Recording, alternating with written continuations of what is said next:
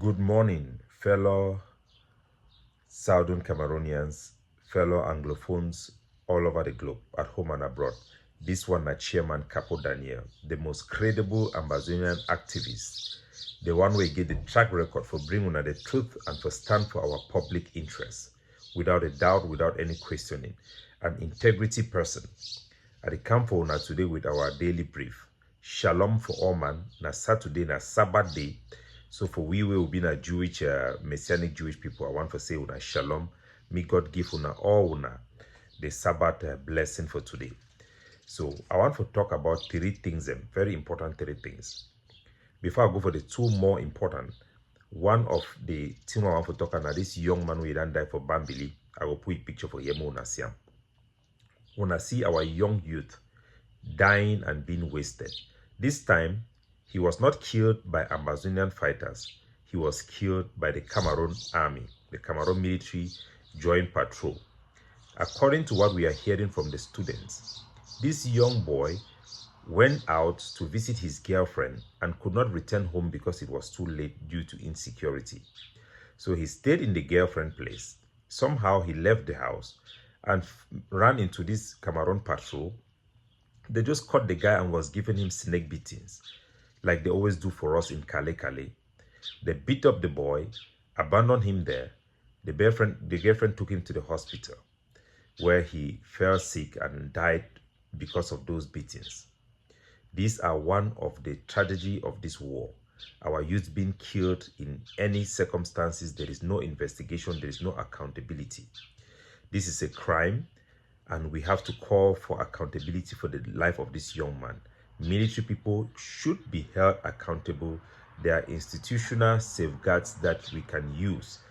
Unfortunately, there is a state of war, and this declaration of war gives the Cameroon military law enforcement people the free hand to go around and do whatever they can do with the justification of insecurity.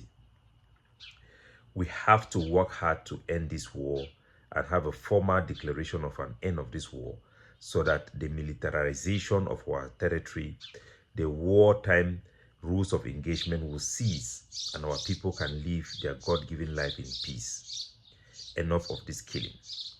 Also in Dop, we saw the SDO there went and kidnapped the family members, a young child, a baby who knows nothing, and the mother and members of a family of an Amazonian general, because he captured a Cameroon army.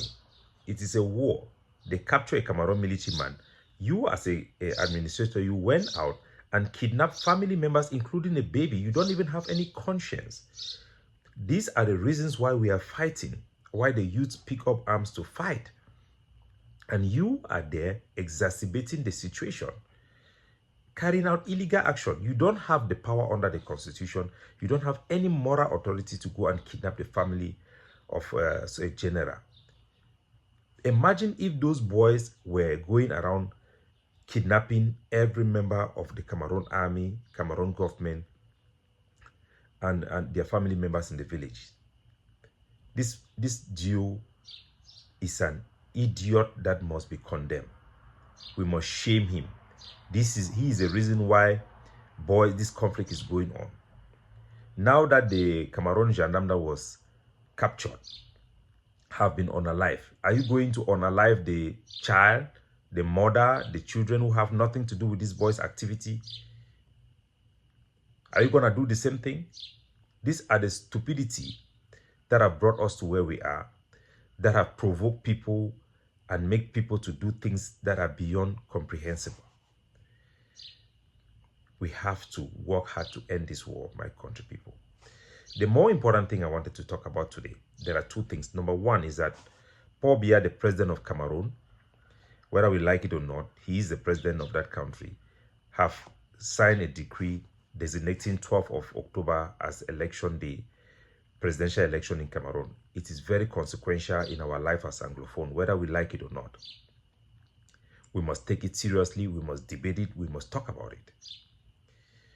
The second thing is about the consequences of the election, which is the primary interest of that country now, elections.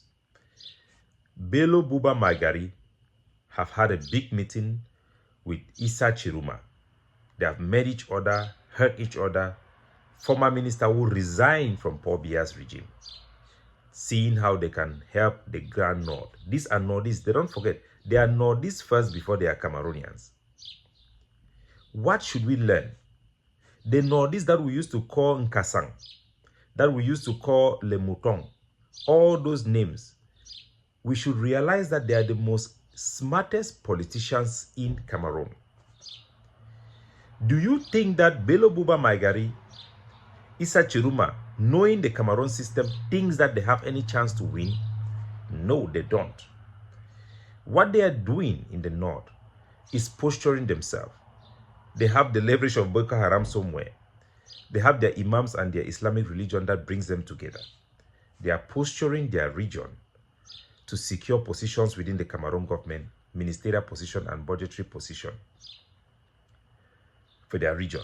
That's what they are doing. It's a bargain. They are smart politicians. What about us Anglophones? We have Akeremuna. We know Edith Kawala is there, a very smart lady who was a diaspora. She's not yet declared her intention to run. Akeremuna is presenting himself like representing all Cameroon. Have you seen Bello Buba, Issa Chiruma coming to pretend that they are coming to campaign in Bamenda, in Boya, in Kumba? Have you seen them? No, they are Nordists. This struggle was supposed to emerge with leaders that represent the interests of the Anglophone people, who can bargain for our Anglophone. Failure for us to organize ourselves to be able to present ourselves as such will let people like Paul Atanganji to be speaking on behalf of our community, on behalf of our territory and our region. You have seen the advertisement of B recruitment. Northwest and Southwest do not even feature. Some of you would think that it is discrimination. No. It is because that you have been failed by the elite that were supposed to educate you, represent you, and tell you the truth. The Cameroon system of government, based on our study and our experience during these past 8 years, which we have become masters because we have gone into in depth to study, engage with them. Cameroon used to use a system of censor when they send out people to go out and count the population to know the various population in the country. Based on those censors, it is a mechanism that they use to allocate position in the B, recruitment quarters in the Bs, in the police, the army, and various government positions. Since multipartism came in, those tools have been changed. They no longer do censors in Cameroon. What they do is election registry. They allocate positions, allocate slots and quarters of recruitment to the various regions based on their papers submitted for recruitment, for election registration. So for the past elections, we did not register in any significant manner. So we don't even feature in recruitment for B, gendarmes, police, and all those things. Today, the only people who are allowed to go around and carry out election registration are Paul Atanganji people. You saw it in Pining, you saw it in many other places. So they are the thieves that are now coming to go with that list. They will receive the legitimacy for the regime to be able to appoint people, recruit people, and the system will be with the worst people possible. Those genuine people who could represent us Anglophones, Senator Kemende, Lawyer Sama, have all been destroyed. And who did the Biya and the Atanganji use to destroy? It's only the Ambazonians. Look at what Ayabacho did to Kemende. You saw the evidence. You saw it. What did they do to Frundi? Who did they use to destroy Frundi and all of our elites? Only you. Today, Biya, Atanganji Paul, count on you, Ambazonian soldier, to make sure no opposition or any dissenting voice is raised up in our region. To make sure that we don't meet any quota to have recruitment in our region, to destroy our region. They count on you. They count on you to export all our educational institutions to Yaoundé and Douala. The best Anglophone schools today are not in Bamenda anymore. Bamenda, which used to be the hub of intelligence for the Anglophone, it doesn't exist because of you. In every twist and turn, we have seek to bring no corny, bring sanity, bring logic in our struggle. In every twist and turn, we find out that only Anglophones block it.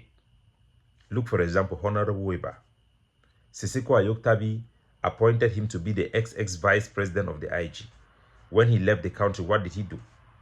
He started fighting for his own position within the struggle, denying Siseko like Peter denied Jesus Christ. So how do we come out to have people who can genuinely? He's a hero. But even our heroes, we find this type of problems we have, which I call a cultural issue, which we are trying to address in this platform. We will seek to address these issues. We'll seek to educate our people because we realize that we are too far backward with political education. The truth is no longer being spoken. Look at Joshua Osei, very fine man.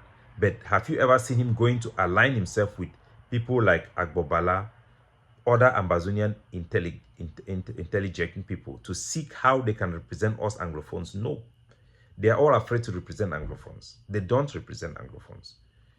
They want to use our platform. This should be an eye-opener of all of you. Shabbat Shalom.